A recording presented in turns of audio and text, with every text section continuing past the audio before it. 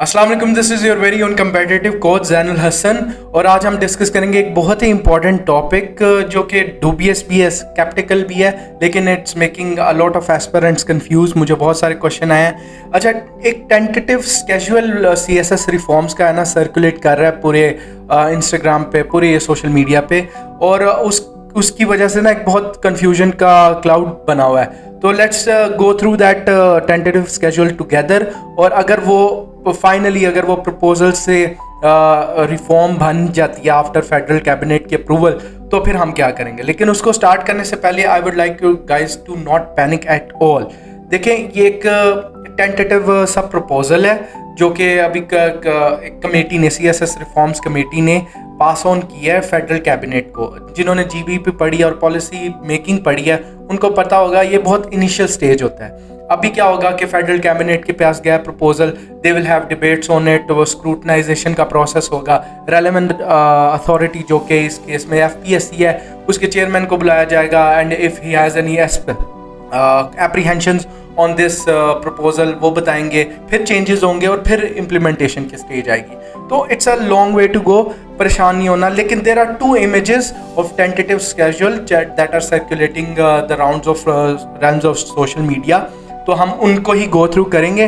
मैंने ऑल्दो वो काफ़ी इन डिटेल पढ़ ली है सारा, लेकिन just for your better understanding हम साथ साथ वो गो थ्रू करेंगे and try to make sense of it कि अगर ऐसा होता है तो फिर क्या होगा। ठीक है, सबसे पहले पहली पिक्चर अगर हम देखें तो पहली बात, इसके अंदर सबसे ऊपर ही एक चीज़ लिखी हुई है, in addition to compulsory subject a candidate shall be required to take 9 subject of 900 marks including mandatory subjects prescribed for the relevant domain preferred by him her under cluster 1, 2 and 3 below। सबसे पहली बात, compulsory subjects होंगे, compulsory subjects 3 होंगे। अगर इस तरह चले कि वो कह रहे हैं हमें 900 मार्क्स है सब्जेक्ट्स, आपने आगे वाले जो क्लस्टर 1, क्लस्टर 2, क्लस्टर 3 बनाया है उधर से ऑप्ट करने हैं और 3 कंपल्सरी होंगे तो 1200 बनेंगे। अब 3 कंपल्सरी का मतलब ये नहीं है कि वो कंपल्सरीज न्यू होंगे, वो कहाँ से आएंगे। मुझे जहाँ तक लगता है, और आई एम 99% श्योर, जो इस प्रोसेस में ज़्यादा 5-6 साल 7 साल से मेरी तरह हैं, उनको भी यही पता सेंस बनेगी कि ये लोग rather than getting new compulsory subject उन्हीं को मर्ज कर देंगे। क्या होगा, इंग्लिश प्रेसी इंग्लिश ऐसे है, एक इंग्लिश का पेपर बना देंगे। ठीक है, ऐसी पाकिस्तान अफेयर्स, करंट अफेयर्स और जनरल साइंस एंड एबिलिटी है, एक पेपर GK का बना देंगे। तीसरा इस्लामियात, उसको एक सेपरेट रहने देंगे। तो ऐसे करके 3 सब्जेक्ट्स होंगे। देखिए, they are vastly important subject, ऐसे नहीं, वो बड़े कॉन्सिक्वेंशियल है इस प्रोसेस को। आप पाकिस्तान को गवर्न, पाकिस्तान की हिस्ट्री पढ़े बगैर नहीं कर सकते।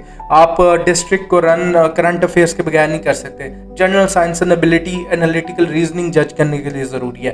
तो ये नहीं होगा कि उनमें से सारे सब्जेक्ट्स एक्सक्लूड कर देंगे। इसलिए मैं आपसे गुजारिश कर रहा हूँ, अपनी तैयारी वैसी ही रखें। ये टेंटेटिव चीज़ है, शायद 2027 में है, आप 2026 की तैयारी तो सिमिलर पैटर्न पे करें। इफ़ एनीवन रिमेंबर्स, 2022 के अंदर जब MPT लॉन्च होना था, ऐसी फर्स्ट थी, मैंने भी तब अटैम्प्ट दी थी, तो एक फर्स्ट क्रिएट हुई थी कि MPT आ रहा है, क्या हो गया क्या। उन्होंने बहुत ही एम्पल टाइम दिया था आपको MPT की तैयारी के लिए। 4 माह पेपर डिले हुए थे और MPT was really easy.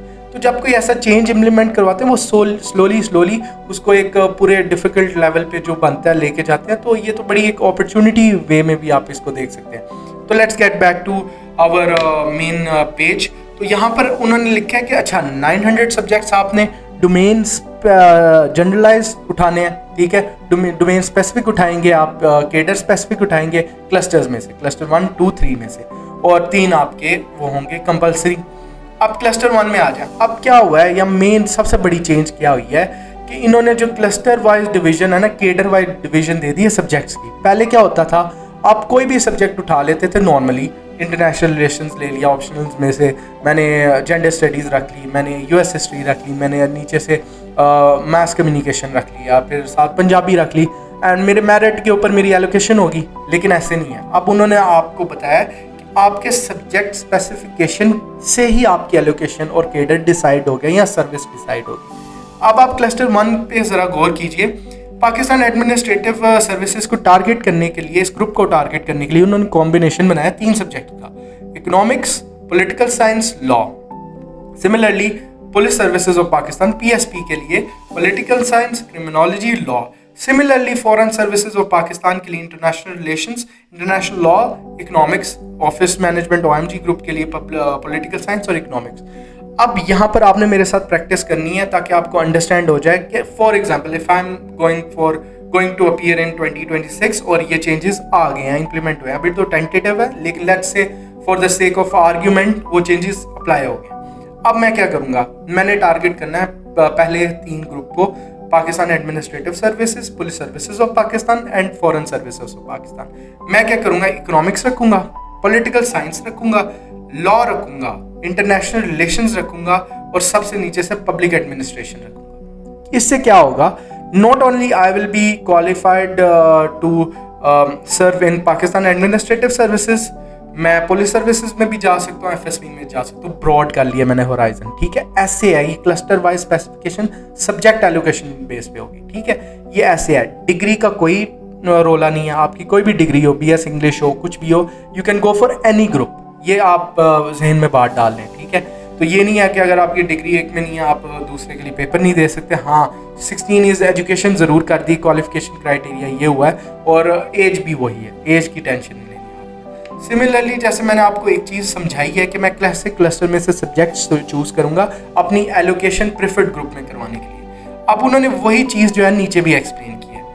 A candidate may choose 9 subjects from cluster 1, 2 and 3 make up 900 marks to become eligible for consideration more occupational group। अब मैंने क्या किया, मैं और सब्जेक्ट सिलेक्ट करूँगा, 9 मैंने पूरे करने हैं ना, 9 सब्जेक्ट करने हैं, ठीक है। उसमें जनरल भी ग्रुप भी है जिसके अंदर लैंग्वेजेस होती हैं, हिस्ट्री होती है। तो मैंने तो अपना पूरा करना है कोटा ग्रुप्स का कि मैंने कहाँ टारगेट करना है। अच्छा, यही एक्सप्लेनेशन उन्होंने ना ब्रीफली समझाई हुई है सेकेंड पेज पे हमारे।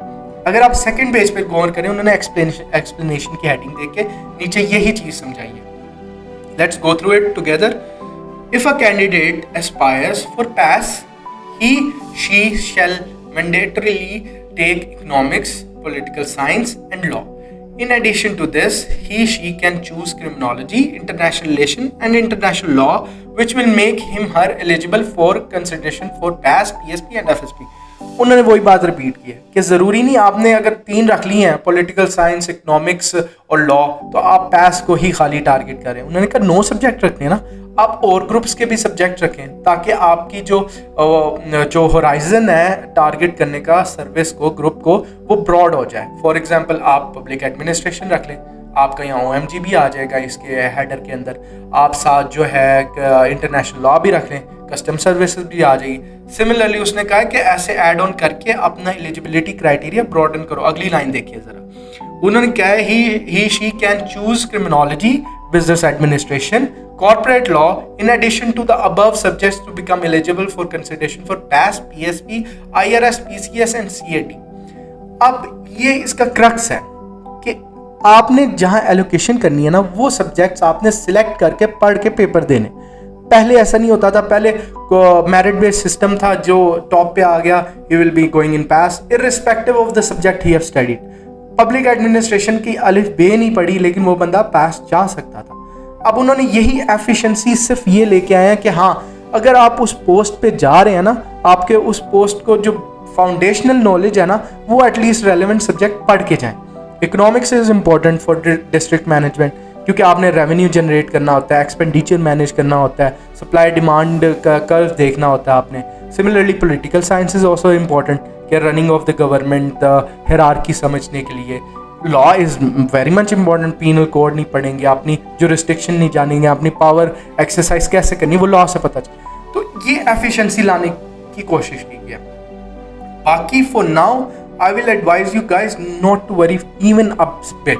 जो आप तैयारी कर रहे हैं एसए की, प्रेसी की, पाकिस्तान अफेयर्स की करें, करंट अफेयर्स की करें, एज इट इज़ रखें। हाँ, कंपलसरी अपने जो है पूरे रखें, क्योंकि मैंने अगेन बताया वो मर्ज होंगे, वो मर्ज होकर 3 सब्जेक्ट बना देंगे कि जी एक general theory of the country और एक इंग्लिश का सब्जेक्ट बना दिया, ऐसे 50 नंबर का करके बाकी 50 नंबर का कॉम्प्रिहेंशन का पेपर कर देंगे, इस्लामियात वैसे ही रहने देंगे। तो आपने अपनी तैयारी पूरी रखनी है, ये नहीं पैनिक करना कि यार अच्छा अभी ये चेंजेस आ रहे हैं पता नहीं क्या होगा। डिग्री कोई चक्कर नहीं, डिग्री का 16 ईयर्स एजुकेशन है आपकी, यू के are eligible for every group. Age का कोई चक्कर नहीं, 21 से 30 के दरमियान है। अटैम्प्ट्स उतनी ही रहेंगी, ठीक है, बस चेंज आएगा तो फिर आपके ऑप्शनल सिलेक्शन में और आपके कैडर सिलेक्शन में।